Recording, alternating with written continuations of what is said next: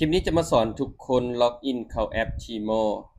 618หรือเพื่อสั่งเครื่องจากจีนเนาะตัวนี้หลังจากที่เราดาวน์โหลดมาเนาะบ่ว่าจะเป็น Google ไปโหลดใน App Store หรือว่า Play Store เนาะตัวนี้เราก็โหลดมาแล้วเนาะตัวนี้เราไปลงทะเบียนตัวนี้เราจะลงทะเบียนผ่านJifu เนาะ Alipay ให้เรากดเข้าไปเลยหลังจากที่เราโหลดแอปมาแล้วเนาะเนี่ยมันจะขึ้นหน้านี้มาหลังจากนั้นให้เราเป็นภาษาจีนเนาะเราก็กดติ๊กยอมรับเลยเนาะถ้าสิล็อกอินผ่านถ้าเป่าก็ได้เนาะหรือว่าเราสิล็อกอินผ่าน Alipay ก็ได้เนาะตัวนี้ก็จะล็อกอินผ่าน Alipay เลยเนาะถ้าทุกคนจะล็อกอินให้กดทางเทิงเนาะล็อกอินทาง Alipay นี่กดทางลุ่มก็ได้หลังจากนั้นให้กดยืนยันไปต้องการกดเปิด Alipay โอเคกดล็อกอินนะโอเคถือว่าเราจะได้ account ของมาแล้วเนาะหลังจากที่ว่าเราได้ account มาแล้วจากนั้นเราก็สามารถเข้าไปใส่ที่อยู่ขนส่งของเราได้เลยเพื่อสั่งสินค้าจากจีนเนาะตัวนี้สำหรับไผที่สามารถเอาที่อยู่จัดส่งในใต้คอมเมนต์ได้เลยเนาะตัวนี้เราต้องไปใส่ที่อยู่จัดส่งตัวนี้จากนั้นเนาะให้ทุกคนมีกดเข้าไปที่เพิ่มเนาะภาษาจีนรวมสุดตัวนี้คือการเพิ่มเนาะเพิ่มวันนี้เราก็ไปเอาที่อยู่เนาะที่เราขอที่อยู่สั่งขนส่งไว้แล้วเนาะเราต้องไปเอาเพื่อมาผูกใส่กับแอปของเราเพื่อเราจะสั่งสินค้าแล้วเราก็จะได้รับสินค้าเนาะก่อนอื่นให้เราเอาเบอร์โทรเนาะก่อนอื่นให้เราเอาเบอร์โทรจีนเรา copy มาตัวนี้เรา copy มาพาสเลยเนาะโอเคเนี่ยบัดนี้ซื้อทั้งเทิงนี่ให้เราใส่เลยเนาะทุกคนให้เราใส่ LSV เนาะ LSV 32หลังจากนั้นให้ใส่คือชื่อตัวเองใส่ชื่อตัวเองแล้วใส่เบอร์โทรของตัวเองย้ำเนาะทุกคนให้ใส่ LSV 32แล้วใส่ชื่อของตัวเองแล้วใส่เบอร์โทรของตนเองเด้ออย่าไปใส่ตามแอดมินเนาะ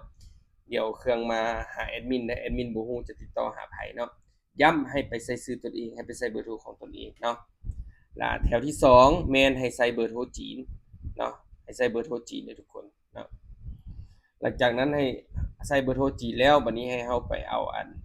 ที่อยู่มาใส่เนาะให้เฮาไปเอาที่อยู่มาใส่เลยทุกคน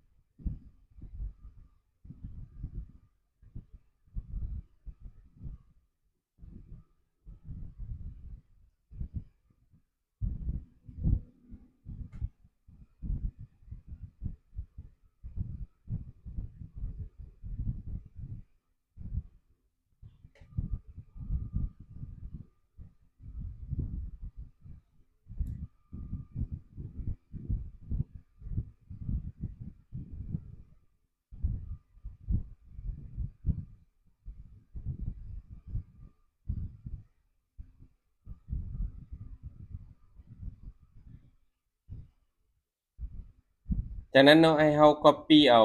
ตัวนี้ไปก่อนเนาะทุกคน copy เอาหลังจากนั้นให้เฮามาใส่ที่อยู่ได้เลยนะเนี่ยทางหลังจากนั้นมันจะขึ้นมาให้เฮาอัตโนมัติเลยเนาะถ้าเฮาไป copy มาแล้วเนาะหลังจากนั้นให้เฮามา copy ขั้นตอนที่2ไปอีกเนาะตัวนี้ให้เฮาเขียนชื่อของเฮาอีกเด้อทุกคนหลังจากนั้นเนาะให้คัดลอกเอาจากต่อจากคอมจำ2เม็ดเด้อ หลังจากนั้นให้เรามากดอ่างใส่ตัวนี้เลยเนาะเดี๋ยวมันจะขึ้นให้เราอัตโนมัติตัวนี้เราจะขึ้นเราจะกดวางนี่ตัวนี้ตัวนี้ ถ้าไผบ่เข้าใจก็สามารถแคปเนาะแคปแล้วไปแปลใน Google Translate ได้เลยตัวนี้โอเคกดนะ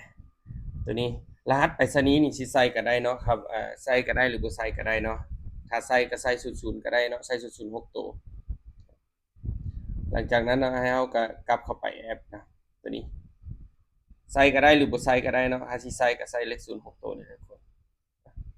ตัวนี้ถ้าบ่เข้าใจอีกเราก็สามารถกดเอาไปแปลภาษาในแอปก็ได้นะทุกคนเพื่อเราจะเข้าใจง่ายขึ้นนะตัวนี้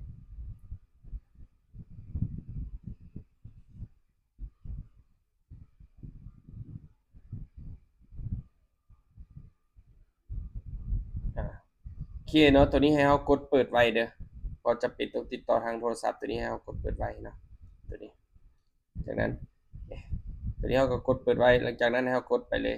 กดตัวอย่างไปเลยตัวนี้ให้เรามาเปลี่ยนเบอร์เนาะตัวนี้ตัวที่2นี่ต้องเป็นเบอร์ทั้งสางจีนอยู่จีนนะทุกคนเพื่อเขาจะได้เวลาขนส่งเขาส่งสินค้ามาเนาะทั้งอันนี้จะเป็นเบอร์โทรทั้งสางจีนจะรับเวลาขนส่งเขาติดต่อหาสางจีนอันนี้เบอร์โทรสางจีนจะเขาจะรับเครื่องจากขนส่งแล้วจากนั้นขนส่งก็จะจัดส่งมาให้ต่อทางเราอยู่ประเทศลาวเนาะหลังจากที่เราใส่ถึกแล้วเนาะเราก็กดยืนยันไปเลยนะทุกคนกดยืนยันไปเลยนี่ถือว่าเราก็จะได้อันนั้นไปแล้วเนาะทุกคนเราก็จะได้ที่อยู่ไปแล้วเนาะถ้าว่ามันบ่ถูกเราก็สามารถเข้ามาแก้ไขก่อนก็ได้นะทุกคนบ่ให้มันมีภาษาจีนเนาะตัวนี้เนาะอันนี้เป็นสำหรับเบอร์โทรสำหรับชื่อนี่ให้บ่ให้มันเป็นภาษาจีนเด้อทุกคนเนาะให้เรามีแต่เฮ็ดจังซี่ก็ได้เนาะแล้วก็กดบันทึกกดบันทึกเลยโอเคเด้เราก็ถือว่าเราก็จะได้ที่อยู่เรียบร้อยแล้วเนาะทุกคนเนาะตัวนี้เราจะได้ที่อยู่จัดส่งสินค้าของเราเป็นที่เรียบร้อยแล้วเนาะสมมุติว่าสร้างเขาเจ้ามาส่งเครื่องให้เราเนาะบัดนี้อ่าเขาก็จะเครื่องมาฮอดลาวแล้วเขาจะติดต่อหาเราทางนี้เลยเนาะทุกคน